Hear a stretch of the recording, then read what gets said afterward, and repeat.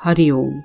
एक बार एक सज्जन अपने घर पर बैठ के अपने ऑफिस का कुछ काम कर रहे थे। वो अपने काम में बहुत ही व्यस्त थे और उनका 8 साल का एक बालक हर थोड़ी देर में आकर उन्हें कुछ न कुछ प्रश्न पूछ रहा था। बालक था, इसीलिए मन में अनेकों जिज्ञासाएं थी, बहुत ही ऊर्जा से युक्त था और इसीलिए हर कुछ मिनटों में आके अपने पापा से कुछ न कुछ सवाल पूछने लगा। पहले तो पिता ने कुछ बार उनके प्रश्नों का उत्तर दिया, उनकी जिज्ञासा का शमन किया, लेकिन यह दिखाई पड़ा कि हर कुछ मिनट में ही उनका बच्चा आता और फिर कुछ नई जिज्ञासा प्रकट करता। अब वह सज्जन अपना काम ठीक से कर नहीं पा रहे थे। इसका हल निकालते हुए उन्होंने सोचा, क्यों न बच्चे को कोई ऐसा काम दे दूं जिसमें वह कुछ घंटों तक उलझा रहे। उतने समय में मैं अपना काम कर लूँगा। फिर अब की बार जब बच्चा आया तो पिता ने एक पुरानी किताब उठा ली। उसके एक पेज पर वर्ल्ड मैप बना हुआ था।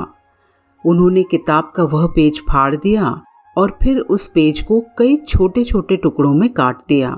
वे टुकड़े बच्चे को देते हुए बोले, बेटा, यह पेज पर वर्ल्ड मैप बना हुआ है। मैंने इसे कुछ टुकड़ों में काट दिया है। तुम्हें इन टुकड़ों को जोड़कर फिर से वर्ल्ड मैप तैयार करना है। जाओ बेटा, इसे जाकर जोड़ो। जब वर्ल्ड मैप बन जाएगा तब आकर मुझे दिखाना। बच्चा भी बड़ी एक्साइटमेंट में वे टुकड़े लेकर चला गया।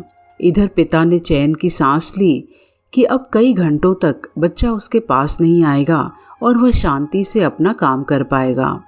लेकिन उन सज्जन के आश्चर्य का ठिकाना न रहा जब 5 मिनट के भीतर ही उनका बालक आया और बोला, पापा देखिए, मैंने वर्ल्ड मैप बना लिया।